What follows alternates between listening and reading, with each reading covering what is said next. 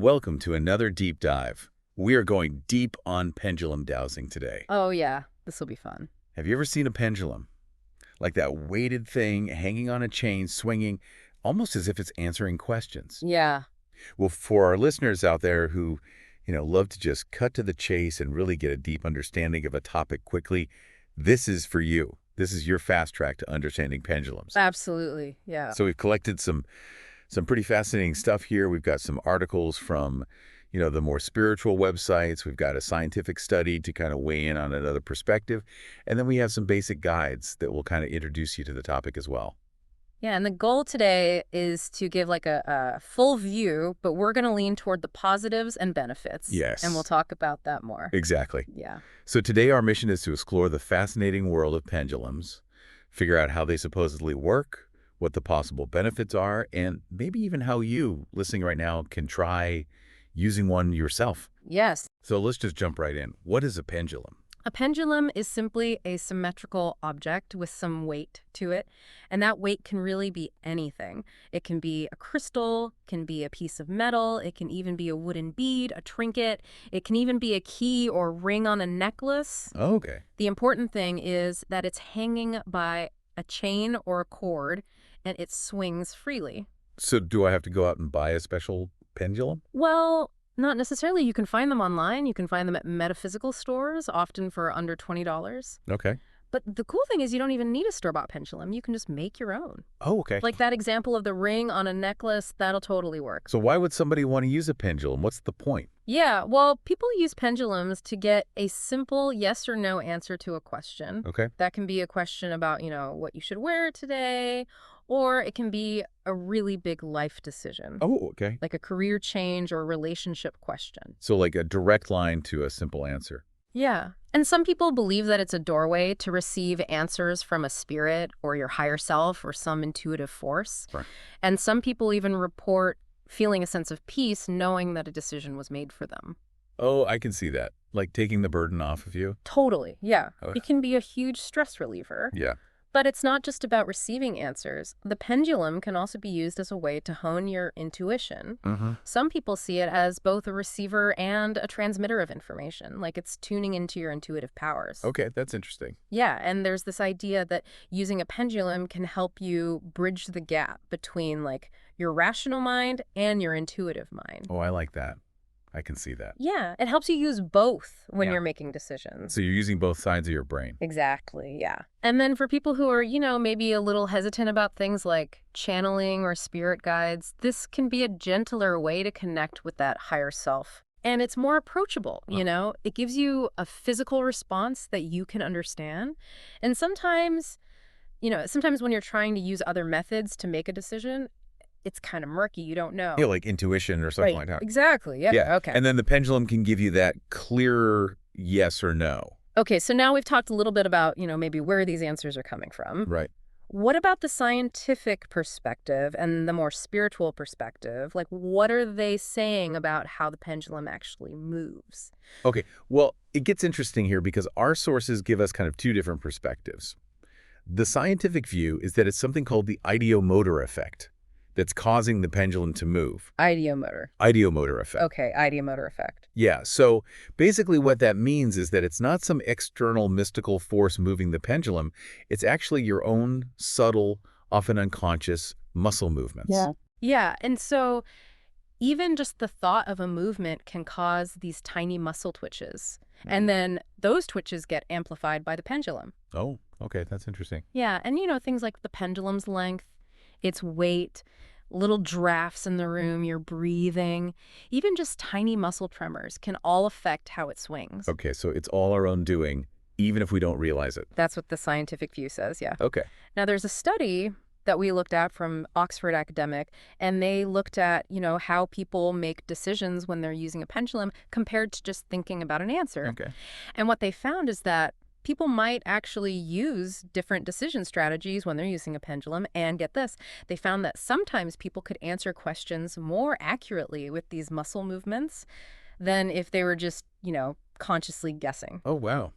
That's fascinating. Yeah. Yeah. It's almost like we're tapping into something beyond our conscious awareness. Yeah. That's pretty cool. Okay, so now if we shift to the spiritual perspective, it's a totally different story. Here, the belief is that it's actually intuitive forces, beings from a higher realm, or your higher self that's guiding the movements. Okay, so that's where that intuitive thing comes in. Exactly, All yeah. right. So it's not about physics, it's not about muscle twitches, it's more about your own personal experience and the validity of the answers that you're getting. So it's all about how you interpret it. Yeah. And our sources emphasize that, while the scientific explanations are valuable, those who believe in the spiritual view, they trust their pendulum readings because they've gotten meaningful and helpful answers in the past. Yeah, makes sense. So what about the subconscious mind? How does that factor into this whole thing? Well, the subconscious seems to be a big player in all of this, whether you lean towards the scientific explanation or the spiritual explanation. Okay. Our subconscious picks up way more than we realize, and that can affect the pendulum readings. Oh, okay. And some people say that your subconscious might even be able to guide the pendulum to manifest outcomes that you secretly want. Oh, wow. So like our hidden desires can influence the pendulum. Exactly. And remember that Oxford study we talked about? Yeah. Well, it indicated that our subconscious can actually influence our muscles, Wow. which of course could then affect the answers we get from the pendulum. Okay. So it's like the answers we're looking for, they might already be within us, we just don't know it yet. Oh, it's a good point. And the pendulum can be a way to bring that to the surface. I like that. Okay, so what are some of the ways people actually use pendulums and what benefits might they get from it? Oh, well, there's a ton of potential uses and benefits. The most common one is decision making. Okay. People use the pendulum to get those yes and no answers, to help them with their choices, whether they're big or small. But it goes way beyond that. Okay. It can also be a great tool for intuitive development. It can help you tap into and trust your intuition, that sixth sense that we all have. For people who are into self-discovery, it can be a way to gain perspective from your higher self. Hmm. And then for people who are more spiritual, it can be a way to connect with your spirit guides or angels. So it can be used for the everyday and the, more profound aspects of life. Totally. And some people even use pendulums for more practical things, like finding lost objects. Okay, like what? Like my keys? Like your keys, yeah. Oh, Or okay. even pets. Really? Yeah. And then there's this whole history of people using them for cleansing a room or getting rid of negative energy. Oh. And historically, pendulums have been used for dowsing, like for water or mineral. I've heard of that. And some European physicians, they would even use them to help with diagnoses. It's called radiesthesia. Oh, wow. And there are even stories about people using pendulums to predict the gender of babies before they're born. So like everything from finding your keys to maybe like medical insights? Totally, yeah. Oh, wow. Okay, so how does someone actually use a pendulum? Like say our listener wants to give this a try. All right, well, it's really easy and anybody can do it. So first, you pick a pendulum. Like we said, there's so many out there. Crystal pendulums are popular. Metal ones are too. And a lot of people feel drawn to a certain material or style. Right. So just choose the one that feels right to you. But remember, even that homemade one, like a ring on a necklace, will work just fine, especially if you're just starting out. Got it. So something that just speaks to you. Exactly.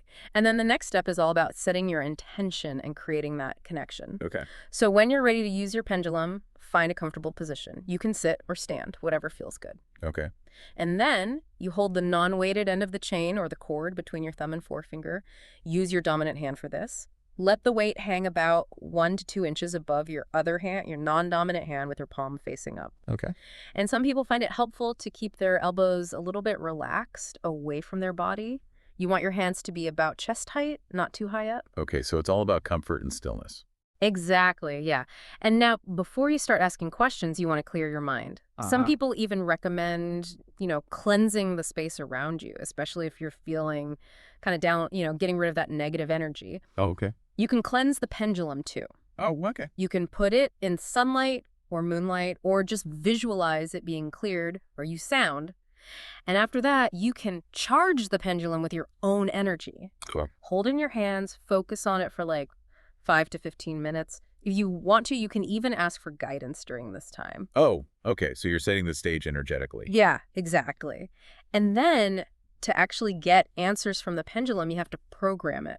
Okay, what does that mean? It means you decide what movements mean yes, no, and maybe even maybe or unknown. Oh, okay. So common movements are like clockwise or counterclockwise circles, a back and forth swing, or even side to side. Okay. Some people say that no movement means unknown or maybe. So to program it, You just gently swing it in a certain direction and say out loud what that movement means. Like you could swing it clockwise and say, this means yes. Oh, so you're giving it a language. Exactly. Okay, that makes And sense. then once you've programmed it, it's good to test it out. Oh, okay. Ask some yes or no questions that you already know the answers to. This will help you get a feel for it and make sure that you and your pendulum are on the same page. It's like calibrating it. Yeah, Yeah. exactly. All right. And then once you're ready to ask a question that you don't know the answer to, focus your energy on the pendulum. Make sure it's totally still before you ask. Okay. And your question should be simple and direct. Yes or no questions. And use clear language, no tricky wording. Okay. And stay calm and relaxed. Some people like to take a minute to meditate or just be quiet before they start asking questions. Okay. And then when the pendulum starts to swing, watch which way it's going and then interpret that based on how you programmed it.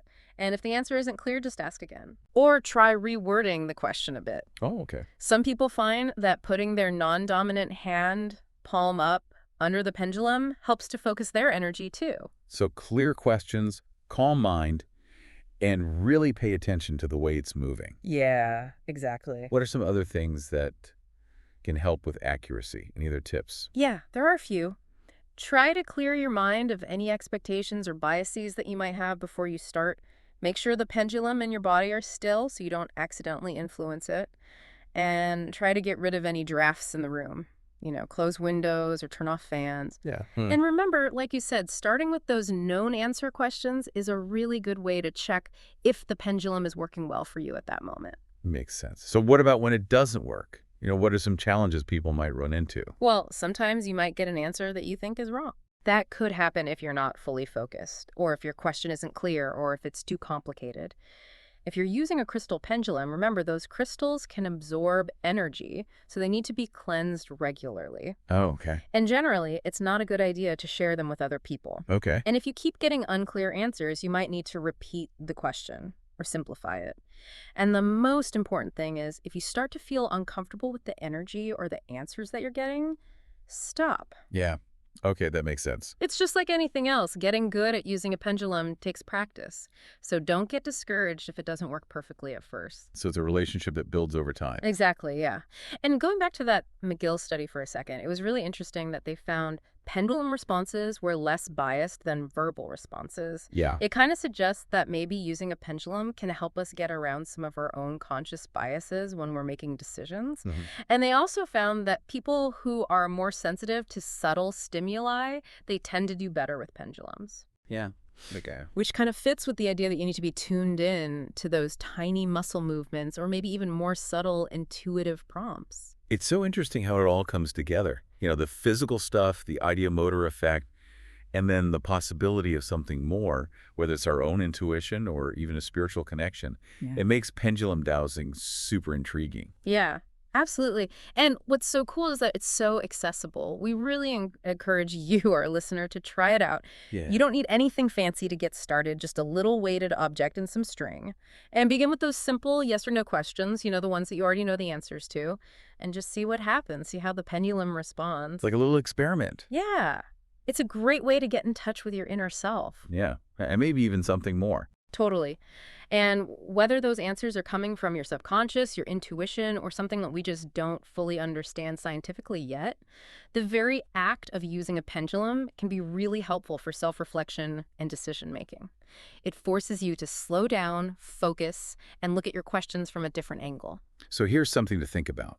Could the pendulum be a way for you to tap into a deeper wisdom inside yourself, like a way to bring out knowledge that you didn't even realize you had? Right. And if so, what other subtle signals are you missing in your everyday life? Maybe we're overlooking a lot of things. So explore, experiment, see what you find. Thanks for going deep with us today.